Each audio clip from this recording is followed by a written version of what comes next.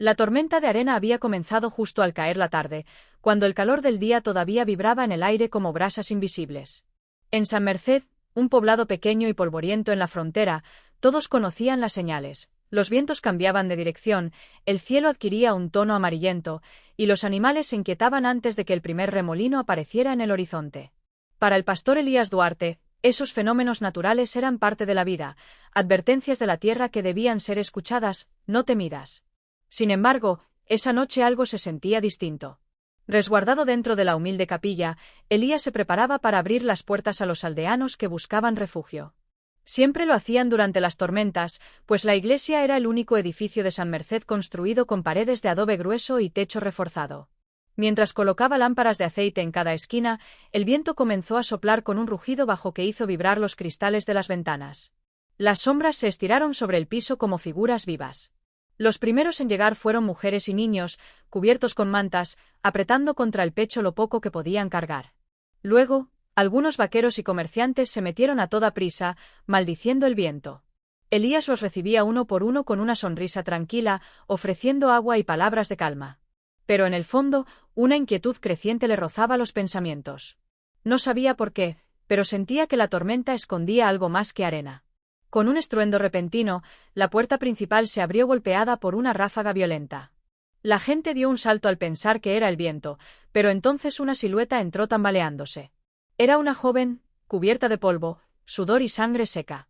Su cabello oscuro, trenzado con cuentas y plumas, delataba de inmediato su origen apache. Todos en la capilla se pusieron tensos al instante. En San Merced, las tensiones con las tribus eran constantes, y la presencia de una joven indígena, sola y herida, despertaba más sospechas que compasión. La muchacha dio unos pasos antes de perder el equilibrio. Elías reaccionó al momento y corrió hacia ella, atrapándola antes de que cayera al suelo. Sus ojos oscuros se abrieron apenas un segundo, brillando con una mezcla peligrosa de miedo y determinación. Intentó hablar, pero solo un susurro rasposo escapó de sus labios. «Agua, por favor». El pastor la llevó hasta un banco mientras las miradas desconfiadas ardían a su alrededor. Algunas mujeres se apartaron, otros hombres murmuraron entre dientes, preguntándose si era una espía, una ladrona o parte de algún plan para atraer un ataque. Elías los ignoró por completo. Su prioridad, como siempre, era la vida frente a él. Cuando la joven recuperó un poco el aliento, lo tomó del brazo con una fuerza inesperada. Sus dedos temblaban, pero su voz, aunque débil, tenía un filo urgente. «Necesito hablar con usted», susurró. A solas. Elías se quedó inmóvil por un segundo. No era común que alguien pidiera un encuentro privado en medio de una tormenta, mucho menos una joven apache en evidente peligro. Pero en sus ojos había algo que no podía ignorar. Una súplica desesperada, pero también una advertencia muda de que su llegada no era casual ni accidental. Los murmullos del pueblo crecieron, presionando desde las sombras, esperando que Elías rechazara a la extraña. En cambio, él tomó una decisión que cambiaría el destino de todos los presentes. «Ven», le dijo con suavidad. «Estás a salvo aquí». Y mientras la tormenta rugía afuera, la joven apache, portadora de un secreto capaz de destruirlos a todos, entraba al corazón de la capilla con el único hombre dispuesto a escucharla. La capilla quedó en silencio cuando el pastor Elías cerró la puerta tras de sí. Apenas se filtraba la luz de una lámpara de aceite, proyectando sombras que danzaban sobre las paredes de adobe y el pequeño altar. La joven apache respiraba con dificultad, sentada en un banco de madera. A pesar del cansancio evidente, su postura era orgullosa, como si estuviera acostumbrada a ocultar el dolor. Elías tomó una jarra y le ofreció agua. Ella bebió despacio, con las manos temblorosas, vigilando cada rincón del cuarto como una presa perseguida. Cuando terminó, el pastor la observó con serenidad. «Mi nombre es Elías Duarte», dijo suave. «Estás a salvo aquí. ¿Cómo te llamas?» La joven dudó un segundo, como si incluso su nombre pudiera ponerla en peligro. «Nayeli», respondió finalmente. Elías asintió. «¿Quién te hizo daño?» Nayeli cerró los ojos un momento, reuniendo fuerzas para la confesión que estaba a punto de hacer. Su respiración tembló antes de hablar. «No fue un enemigo, fue mi propia gente». Esas palabras hicieron que el aire se volviera más pesado. El pastor se sentó frente a ella, atento a cada gesto. «Mi tribu confía en un grupo de guerreros, los más fuertes, los que se supone que deben protegernos», continuó. «Pero ellos han cambiado. Ya no obedecen al consejo de sabios. Se hacen llamar a sí mismos los renegados del fuego. Su líder, Tazín, se detuvo como si pronunciar el nombre la quemara, ha hecho un pacto prohibido. Elías frunció el ceño. ¿Qué clase de pacto? Nayeli tragó saliva. Hablar parecía dolerle más que sus heridas físicas. Con un coronel del ejército. Un hombre blanco. Han planeado provocar una masacre, una lo suficientemente grande para que el ejército tenga excusa de atacar nuestra tierra. Quieren una guerra abierta, una que destruya todo a su paso. El pastor sintió un escalofrío recorrerle la espalda. No era la primera vez que escuchaba rumores sobre tensiones entre soldados y tribus, pero aquello era más siniestro de lo que jamás imaginó. ¿Por qué harían algo así? Preguntó. Ambición, susurró ella. Las tierras de mi pueblo son ricas en agua. El coronel quiere expulsarnos para entregarlas a colonos aliados. Y Tazín, él piensa que así se convertirá en el líder que siempre quiso ser. Cree que solo una guerra puede unir a los clanes bajo su mando. Nayeli apretó los puños. Por un instante, la rabia venció su agotamiento. Yo escuché la reunión. Nadie debía saberlo. Pero, mi hermano está entre ellos. Y nunca habría creído que pudiera traicionar así a nuestra gente. Cuando Tazín se dio cuenta de que los había visto, me marcaron como traidora. Ordenaron mi muerte. Elías la miró con tristeza y respeto. Hiciste lo correcto al huir. No huí por miedo, replicó ella, firme. Huí para evitar que la guerra comience. Si no advertimos a alguien fuera de la tribu, todo estará perdido. Los renegados atacarán su propio asentamiento y culparán a los soldados. O harán lo contrario. Todo está planeado para que las dos partes se maten. El pastor inhaló hondo, tratando de ordenar sus pensamientos. Aquella muchacha cargaba un peso demasiado grande para alguien tan joven. ¿Alguien más sabe esto? Preguntó. Nayeli negó con la cabeza. Ahora solo usted. Elías sintió como la gravedad de esas palabras lo envolvía como una capa fría. Si ella tenía razón, su vida, y la de todos en San Merced, estaba en riesgo. Y si Tazín la estaba buscando, era cuestión de tiempo antes de que llegara al pueblo. Te ayudaré, dijo finalmente. Pero debes decirme todo. Cada detalle. Nayeli levantó la vista. Por primera vez desde su llegada, sus ojos mostraron algo más que miedo, esperanza. Una frágil chispa, casi extinguida. Entonces escuche, pastor, susurró. Porque lo que viene será peor que la tormenta que ruge afuera. La tormenta de arena amainó entrada la madrugada, dejando el aire denso y un silencio extraño sobre el pueblo de San Merced. Las calles, antes barridas por el viento, ahora estaban cubiertas por una fina capa de polvo que brillaba bajo la luz azulada del amanecer. Sin embargo, la calma que siguió no trajo alivio. Al contrario, reveló señales inquietantes.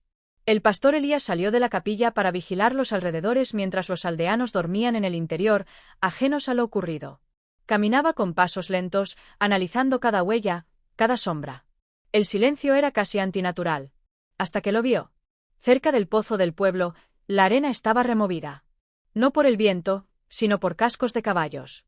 Varias marcas profundas, todas recientes y todas apuntando hacia la capilla. Elías sintió como el estómago se le contraía. Esa no era una visita casual ni el rastro de un viajero perdido. Aquellos jinetes habían estado allí, observando, esperando que la tormenta cediera para acercarse más. Regresó rápidamente al interior de la iglesia, donde Nayeli descansaba en un catre improvisado. Aunque agotada, se mantenía alerta, como si su cuerpo hubiera aprendido hacía tiempo a dormir con un ojo abierto. Estuvieron aquí, murmuró Elías sin rodeos. La joven apache se incorporó de inmediato. ¿Cuántos? No lo sé con exactitud, pero varias monturas. No entraron, pero, Elías apretó la mandíbula, vinieron buscando a alguien. Nayeli bajó la mirada, sabiendo exactamente quién. Tazín no se detendrá, dijo en voz baja. Sabe que si hablo, todo su plan se derrumba. El pastor sintió un peso adicional sobre sus hombros. No solo debía protegerla, sino también entender la magnitud del peligro que aquel líder renegado representaba. No era solo un guerrero apache. Era un hombre capaz de manipular tropas del ejército y provocar guerras. A medida que la noticia de las huellas se regó entre los aldeanos, el pánico comenzó a germinar. Hombres con rifles se reunieron a discutir, mujeres escondieron a sus hijos y el alcalde, un hombre robusto y cobarde llamado Peña, exigió explicaciones. «Pastor Duarte», gritó mientras entraba a la capilla. «Dicen que encontró rastros de indios cerca del pueblo. ¿Qué está pasando?» Elías no quería revelar de inmediato el secreto de Nayeli, pero tampoco podía mentir. Alguien la está buscando. Y no con buenas intenciones. El alcalde la miró con recelo, como si fuese un veneno al que temía acercarse. ¿Y por qué deberíamos arriesgar el cuello por una apache desconocida? Podría ser una espía. Podría traer la guerra hasta nuestras puertas. Nayeli dio un paso adelante, pese a la debilidad, sosteniendo la mirada del hombre. Si yo quisiera su guerra, ya habría llegado. No estoy aquí para destruirlos. Estoy aquí porque ustedes podrían ser los primeros en caer. Las palabras, duras pero honestas, hicieron que algunos aldeanos vacilaran. Otros no. Hay que entregarla, exigió uno de los vaqueros. Que los suyos se la lleven y nos dejen en paz. Elías sintió una chispa de indignación. ¿Entregar a una joven que pide ayuda? ¿Eso somos? ¿Gente que abandona a los más vulnerables? El debate comenzó a calentarse, amenaza de convertirse en un motín. Elías sabía que la única forma de contener la situación era actuar antes de que el miedo se transformara en violencia. Esa noche, mientras el pueblo dormía inquieto, reunió mantas, comida y una linterna. Luego regresó a la capilla, donde Nayeli lo esperaba, ya consciente de su decisión. «No puedo dejarte aquí», dijo él. «Te encontrarán. Y si eso ocurre, tu muerte no será lo único que arrastre este pueblo». Nayeli asintió sin protestar. Ella también sabía que el peligro estaba demasiado cerca. «¿A dónde iremos?», preguntó. «A los establos», respondió Elías. «Nadie sospechará. Te esconderemos hasta encontrar una salida». La joven lo siguió, y juntos cruzaron la plaza iluminada por una luna pálida. Lo que ninguno sabía era que, desde la colina cercana, unos ojos vigilaban cada uno de sus movimientos. Tacín ya estaba más cerca de lo que imaginaban. La persecución había comenzado. El pastor Elías no durmió aquella noche. Se quedó vigilando la entrada del establo, sentado en un viejo barril, con una lámpara tenue a su lado. Desde dentro, Nayeli descansaba sobre un lecho improvisado de paja, envuelta en una manta áspera. A cada ruido del viento, el pastor tensaba la espalda, temiendo que fuera el regreso de los hombres que habían dejado las huellas en la arena. Pero la noche pasó sin ataques, aunque no sin inquietud. Al amanecer, el pueblo despertó con rumores que crecían como incendio en pasto seco. La palabra apache corría de boca en boca, siempre acompañada de susurros tensos, miradas temerosas y una mezcla de ignorancia y prejuicio. No era un secreto para nadie que San Merced nunca había sido un lugar de convivencia amable entre colonos y tribus. Bastaba un pequeño incidente para encender antagonismos latentes. Y ahora, con Nayeli escondida en los establos, aquel equilibrio ya frágil se rompía. Elías intentó mantener la discreción, pero pronto fue llamado a una reunión improvisada en la plaza. Hombre y mujeres se habían reunido frente al ayuntamiento, cruzados de brazos, con expresiones duras. El alcalde Peña subió a un cajón de madera para hacerse oír. «Pueblo de San Merced», proclamó con teatralidad. «Hemos sabido que el pastor Duarte está ocultando a una joven apache. No sabemos quién es ni cuáles son sus intenciones. Pero si sabemos algo, que sus enemigos ya la han rastreado hasta aquí». Un murmullo de alarma recorrió el grupo. Algunos hombres se giraron para mirar los alrededores como si los apaches fueran a aparecer de un momento a otro. «Y si esa muchacha trae problemas», continuó Peña, «es nuestro deber proteger a nuestras familias. No podemos permitir que un conflicto ajeno se nos venga encima». Elías dio un paso al frente, con su Biblia bajo el brazo y una postura que transmitía una calma que él mismo no sentía del todo. «Esa joven no es una amenaza», dijo con firmeza. «Al contrario, necesita nuestra ayuda. Está huyendo de gente peligrosa, sí, pero no viene con malas intenciones». «¿Y cómo lo sabe, pastor?», gritó un vaquero de bigote espeso. «Son apaches. No hace falta más. Eso es ignorancia y miedo», respondió Elías, conteniendo la ira. «No podemos juzgar a alguien por su origen. Y mucho menos entregarla a sus perseguidores». Otro hombre levantó el rifle. «Si se quedan por aquí buscándola, nos matarán sin preguntar. Usted podrá estar dispuesto a morir por ella, pero nosotros no». Elías sintió el golpe de esas palabras. No podía negar que la presencia de Nayeli había traído peligro. Pero tampoco podía dejar que el miedo los volviera crueles. «Escúchenme», dijo él. «Esa muchacha conoce algo importante, algo que podría evitar una guerra entre su pueblo y el ejército. Si la entregamos, condenamos a docenas, tal vez cientos de inocentes». Un silencio cargado siguió esa frase. Era la primera vez que Elías mencionaba algo del secreto, aunque sin revelar los detalles. Las miradas variaban entre incredulidad, duda y temor. Entonces una mujer mayor habló desde el fondo del grupo. «Pastor, si lo que dice es cierto, entonces ella no es un peligro. Es alguien que necesita protección».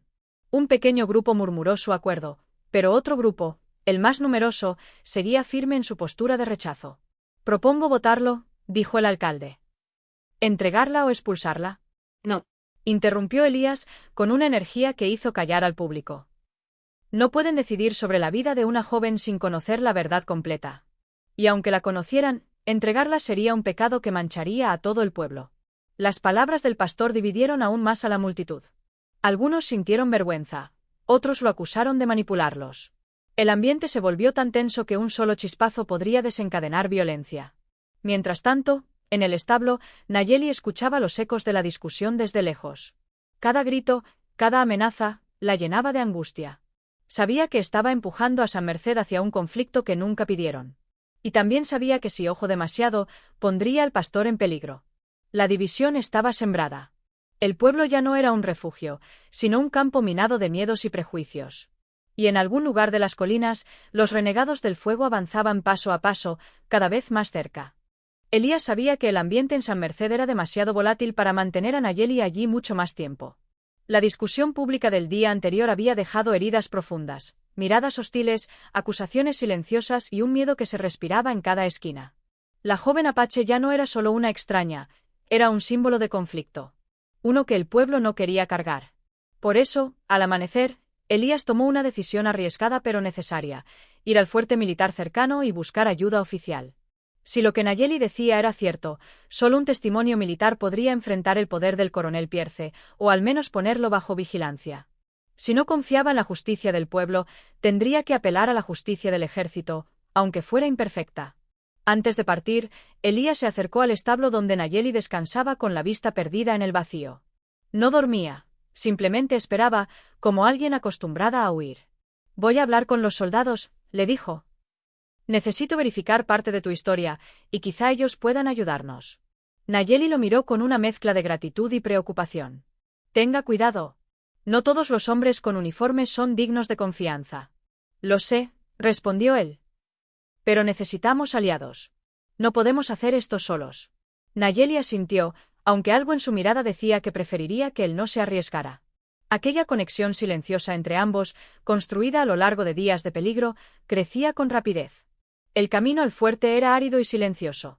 La tierra reseca parecía vibrar bajo el sol del desierto, y cada sombra alargada de cactus se volvía una advertencia. Después de 2 horas de viaje, las murallas del fuerte Quetoleman se alzaron a la distancia, imponentes y rodeadas de movimiento militar. Al llegar, los guardias reconocieron al pastor, quien a menudo había llevado suministros y ofrecido oraciones a los soldados. Lo dejaron pasar sin problemas. Sin embargo, en el aire había una tensión desconocida, rostros nerviosos, movimientos apresurados, conversaciones interrumpidas al verlo pasar. Elías pidió hablar con el coronel Armand Pierce, un hombre respetado por los colonos y temido por los enemigos. Pierce apareció poco después, impecable en su uniforme, con una sonrisa calculada. «Pastor Duarte», dijo, extendiendo la mano. «Siempre es un placer verlo aquí. ¿A qué debemos su visita?» Elías no perdió tiempo en cortesías. «Necesito hablar de un asunto delicado. Tiene que ver con los apaches. Y con un posible ataque planeado». La sonrisa de Pierce se tensó apenas, imperceptible para cualquiera menos para un hombre acostumbrado a leer almas como Elías. ¿Un ataque? ¿En qué se basa para pensar eso? El pastor inspiró hondo. «Una joven apache vino a mi pueblo. Está huyendo de un grupo llamado Renegados del Fuego. Dice que», dudó, pero siguió, «que hay un pacto entre ese grupo y alguien del ejército. Para provocar una guerra». Pierce soltó una carcajada que resonó demasiado fuerte para ser honesta. «Pastor, por favor. ¿Un pacto? ¿Con apaches renegados? Son bandas salvajes, sin disciplina alguna. ¿Realmente les va a creer?» La joven estaba herida y aterrada, insistió Elías. «No parece una espía. Y sabe cosas que nadie más podría saber». La sonrisa del coronel desapareció. Se acercó un paso más, bajando la voz. «Escúcheme bien. Le aconsejo que regrese a su pueblo y deje esto en manos del ejército. No es asunto suyo. Y menos si la información viene de una apache. Podría meter a su pueblo en problemas serios». Aquellas palabras tenían filo. No eran una advertencia amable. Eran una amenaza envuelta en diplomacia. Entonces, sin querer, Elías notó algo. En la mano del coronel había un brazalete de cuero con un grabado en forma de sol estilizado. Nayeli había descrito ese mismo símbolo como marca distintiva de los renegados del fuego. El corazón del pastor se aceleró. Pierce no era solo parte del problema. Era el centro del pacto. Elías entendió que no podía confiar en nadie dentro de esas murallas. El ejército estaba infiltrado. La conspiración era más grande y más peligrosa de lo que Nayeli había dicho. Con un nudo en la garganta, el pastor inclinó la cabeza, fingiendo sumisión. Tiene razón, coronel. No debía haber venido. Pierce sonrió, satisfecho. Me alegra que lo entienda. Buen viaje de regreso. Elías salió del fuerte con las manos temblorosas, sabiendo que algo oscuro se movía detrás de esas puertas. Nadie lo ayudaría. Nadie excepto aquella joven apache. Y ahora, más que nunca, sabía que debía protegerla. Elías regresó a San Merced al atardecer, con el sol descendiendo detrás de las colinas y el aire cargado de inquietud. El viaje de vuelta había sido más angustioso que la ida. Cada crujido entre las rocas, cada nube de polvo levantada por el viento, le parecía un recordatorio de que ya no solo era un pastor que volvía a casa, ahora era un hombre que sabía demasiado.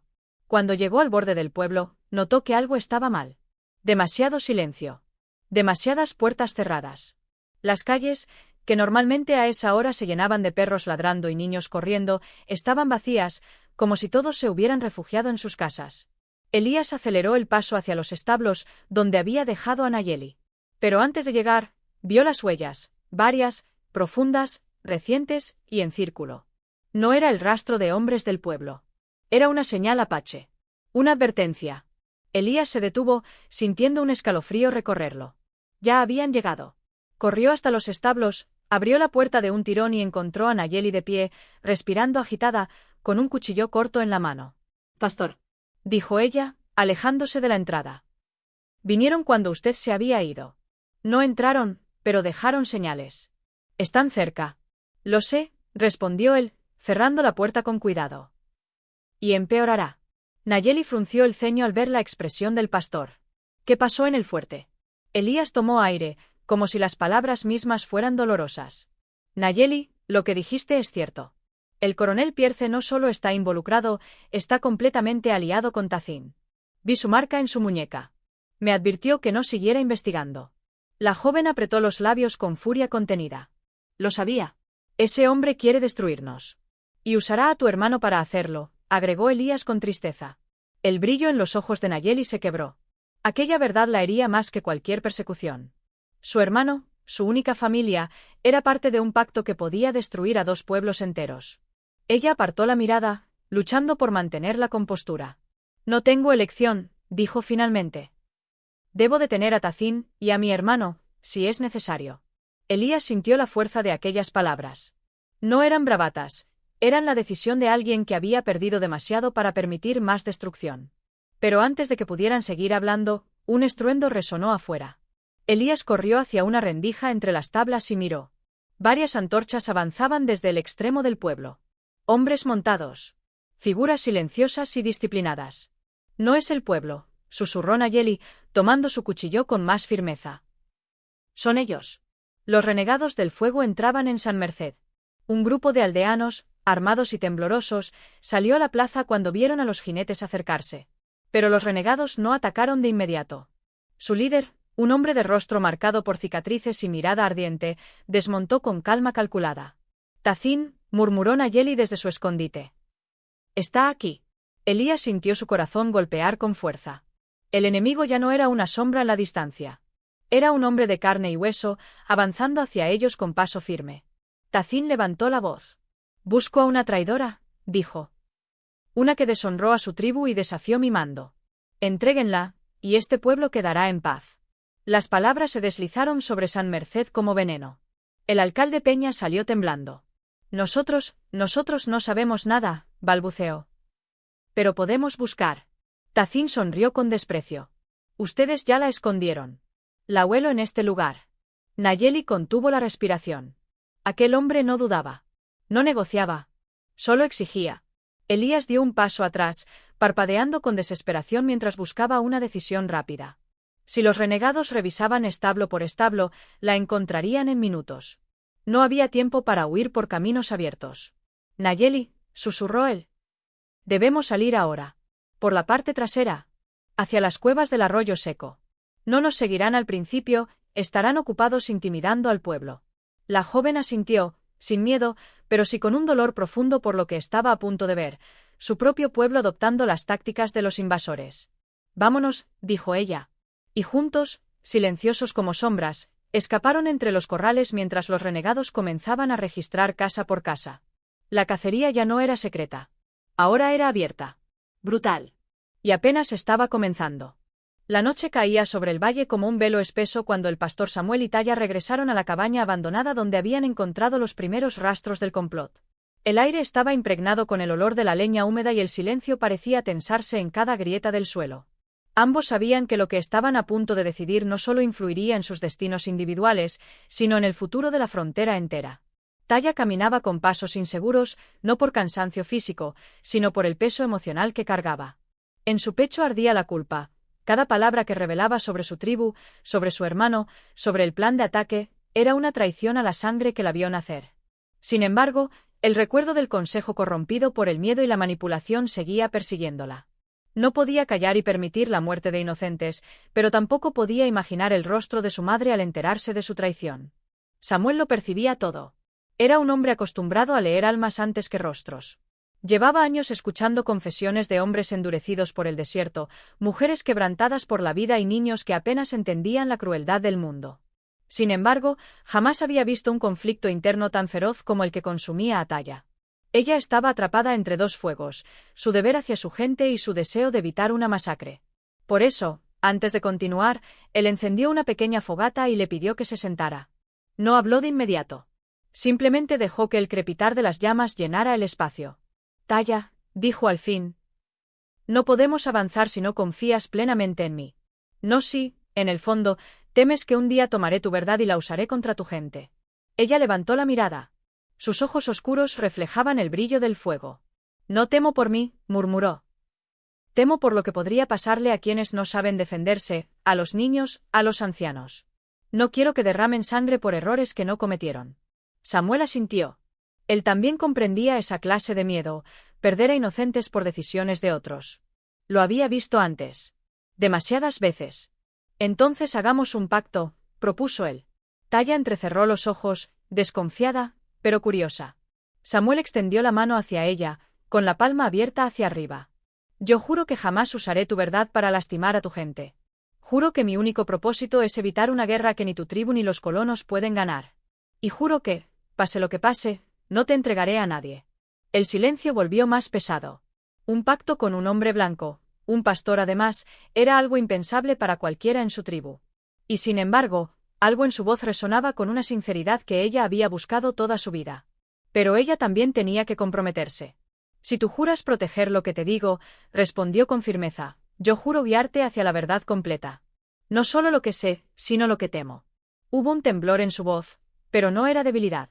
Era valentía pura. Talla tomó su mano. Fue un gesto simple, pero selló un destino complejo. En ese instante, ambos sintieron que ya no eran dos personas enfrentadas por la historia y las heridas entre sus pueblos. Eran dos almas unidas por un propósito, detener un desastre que se acercaba como una tormenta. El pacto cambió la noche. La hizo más oscura, más peligrosa, pero también más esperanzadora. Porque por primera vez, ya no enfrentaban el peligro solos. La mañana siguiente amaneció gris y cargada de un viento áspero que traía consigo arena y presagios. Talla y Samuel habían dormido apenas unas horas, lo suficiente para recuperar fuerzas pero no para calmar sus mentes. El pacto de la noche anterior seguía vivo, latiendo en cada una de sus decisiones, y ahora debían avanzar hacia el siguiente paso, descubrir quién dentro de la tribu estaba moviendo los hilos del complot. Según lo que Talla había revelado, el ataque contra el asentamiento colono no era un plan unánime del Consejo Apache. Era la idea de un solo hombre, alguien astuto, ambicioso, capaz de manipular temores antiguos hasta convertirlos en odio. Alguien que había logrado lo impensable, quebrar la autoridad del líder legítimo. Ese hombre era Nalin, el hermano mayor de Talla. Samuel escuchó el nombre con preocupación. No era la primera vez que oía los relatos de un guerrero apache orgulloso y brutal cuya reputación se extendía más allá de los límites de la frontera. Pero ahora la amenaza tenía rostro e intención. Nalin no solo quería atacar, quería provocar una guerra total. Y detrás de sus motivaciones, Talla sospechaba algo aún más oscuro, la influencia de traficantes de armas y forajidos disfrazados de aliados. Para confirmar sus sospechas, necesitaban pruebas. Taya conocía los caminos del desierto como la palma de su mano, y uno de esos caminos llevaba a un antiguo campamento de caza donde, según rumores, Nalin se reunía con hombres blancos armados. Era un lugar oculto en un cañón estrecho, de difícil acceso y con múltiples rutas de escape. Samuel no era guerrero, pero aceptó seguirla sin dudar. Partieron antes del amanecer. El desierto despertó bajo sus pasos. Los matorrales crujían, los pájaros solitarios cruzaban el cielo y el eco de sus pisadas se mezclaba con un silencio expectante. Taya avanzaba con una concentración feroz. Cada huella, cada roca movida, cada marca en la arena era una palabra que ella sabía leer. Samuel la seguía a corta distancia, admirado por la precisión con la que se movía. La joven no solo era valiente, era una rastreadora excepcional. Horas después, al descender hacia el cañón, encontraron los primeros signos. Huellas recientes de caballos herrados, algo inusual entre los apache, restos de fogatas apagadas y el olor tenue de pólvora. No necesitaban más confirmación. Allí se habían reunido hombres blancos, y no eran comerciantes comunes. Taya se agachó junto a las cenizas, tocándolas con 2 dedos. Aún estaban tibias. No están lejos, murmuró. Quizá volvieron anoche. O quizá nos vigilan. Samuel sintió un estremecimiento. El lugar estaba cargado de una tensión peligrosa, como si el viento mismo observara. Pero entonces, entre las rocas del campamento, Taya encontró algo que le heló la sangre. Una bolsa pequeña de cuero con símbolos apache, y dentro de ella, balas de fabricación reciente. «Estas no vienen de nuestra gente», dijo ella con un hilo de voz. «Nalin está intercambiando territorios por armas. Los forasteros le prometieron poder, y él está dispuesto a sacrificar a todos para conseguirlo». Samuel cerró los ojos un instante, comprendiendo el alcance del desastre. Si Nalin usaba esas armas para atacar a los colonos, la respuesta sería devastadora. No habría forma de detener la guerra. Y entonces escucharon un sonido. Un caballo. Luego otro. Taya agarró el brazo del pastor y lo arrastró hacia una grieta entre las rocas justo antes de que 2 jinetes aparecieran en el borde del cañón. Uno de ellos llevaba un rifle reluciente. El otro era Nalin. Taya contuvo el aliento. Sus ojos se llenaron de una mezcla de miedo, furia y tristeza profunda. El traidor no era solo un enemigo. Era su sangre. Y ahora estaban a metros de él. El sol de mediodía caía sobre el valle como un fuego inclemente, iluminando la tensión que se había acumulado durante días en San Merced y sus alrededores. Taya y Samuel habían regresado con cuidado desde el cañón, llevando consigo pruebas de la traición de Nalin y del pacto secreto con los hombres blancos. La información era explosiva. No solo mostraba la inminencia de un ataque, sino también cómo la manipulación del coronel Pierce había envenenado a parte de la tribu. Al llegar al pueblo, encontraron que la atmósfera estaba cargada de miedo. Los aldeanos se movían con cautela y las miradas se cruzaban con sospecha en cada calle. Peña, el alcalde, caminaba inquieto frente al ayuntamiento, murmurando con algunos hombres sobre rumores de jinetes en las colinas y la posibilidad de que los renegados del fuego atacaran antes del mediodía. Nadie estaba preparado para enfrentar una confrontación directa, y el pánico crecía con cada minuto que pasaba. Samuel reunió a los más confiables, un grupo pequeño de hombres y mujeres dispuestos a escuchar la verdad, aunque fuera difícil de aceptar. Explicó con calma lo que habían descubierto, mostrando las balas, los símbolos y los rastros de reuniones clandestinas. Taya, aunque joven, habló con autoridad, señalando nombres, rutas y estrategias que podrían evitar la masacre. El peso de sus palabras hizo que algunos aldeanos temblaran, mientras otros cerraban los ojos, incapaces de digerir la magnitud del peligro. Pero mientras hablaban, apareció un grupo de renegados del fuego liderado por Tacín, el hombre que había amenazado a Taya días antes. Había llegado acompañado de varios guerreros armados y algunos soldados infiltrados del coronel Pierce. El pueblo quedó paralizado. La tensión era palpable. Los gritos de los aldeanos se mezclaban con el relinchar de los caballos y el ruido metálico de las armas. «Traigan a la traidora», ordenó Tacín, su voz resonando como un trueno. «O este pueblo pagará por ocultarla». Taya dio un paso adelante, con Samuel a su lado. Sus ojos brillaban con determinación y temor contenido. Sabía que no podía retroceder. Si lo hacía, la masacre sería inevitable. Con voz firme, gritó: «No la encontrarán aquí. No permitiremos que destruyan a inocentes por sus ambiciones». Tacín sonrió con desdén, mostrando su arrogancia y seguridad. «Entonces será el juicio del desierto», gritó. «Hoy se decide quién vive y quién muere». El enfrentamiento se volvió inminente. Los aldeanos, inspirados por la valentía de Talla y Samuel, se dividieron entre quienes ayudaban a preparar barricadas y quienes vigilaban las rutas de escape. Las mujeres y los niños fueron trasladados a lugares seguros, mientras los hombres más fuertes se armaron con rifles, lanzas y cuchillos. Todo el pueblo se convirtió en un campo de estrategia improvisado, donde cada decisión podía significar la vida o la muerte.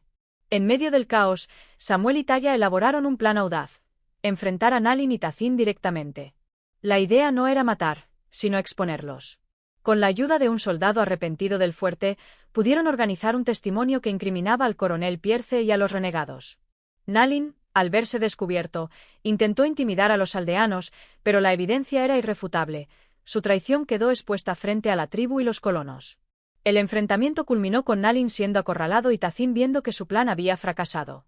Los soldados infiltrados fueron arrestados por sus compañeros leales, y el coronel Pierce quedó atrapado en su propia red de mentiras. La tensión del juicio se disipó lentamente, pero las heridas eran visibles: edificios dañados, aldeanos heridos y un pueblo que había aprendido, a la fuerza, la fragilidad de la paz. Finalmente, Talla se enfrentó a su hermano, quien ahora comprendía la magnitud de sus errores. Las palabras de reconciliación y el perdón, aunque difíciles, fueron el primer paso hacia la reconstrucción de la confianza dentro de la tribu. Samuel, junto a ella, observó el amanecer sobre el desierto, consciente de que la guerra se había evitado por un hilo, gracias a la valentía de la joven y la unión inesperada entre pueblos. El juicio del desierto había terminado, pero su lección permanecería para siempre. La verdad, aunque peligrosa, tenía el poder de salvar vidas cuando alguien se atrevía a escucharla. El amanecer iluminaba San Merced con un tono cálido y dorado que parecía prometer un nuevo comienzo. Después de días de tensión, traición y miedo, el pueblo respiraba un aire diferente. Un aire de esperanza y reconciliación. Aunque las heridas físicas y emocionales eran evidentes, los aldeanos habían sobrevivido a lo que pudo haber sido una masacre total.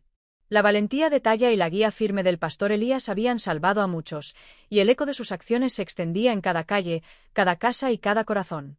Talla, sentada frente al pequeño río que atravesaba el valle, observaba cómo la arena arrastraba restos de la tormenta anterior.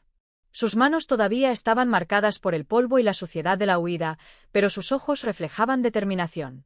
Por primera vez desde que empezó la pesadilla, podía respirar sin el peso del secreto que había cargado sobre sus hombros. El pacto que había hecho con Elías, y la confianza que él había demostrado, la habían fortalecido más de lo que imaginaba.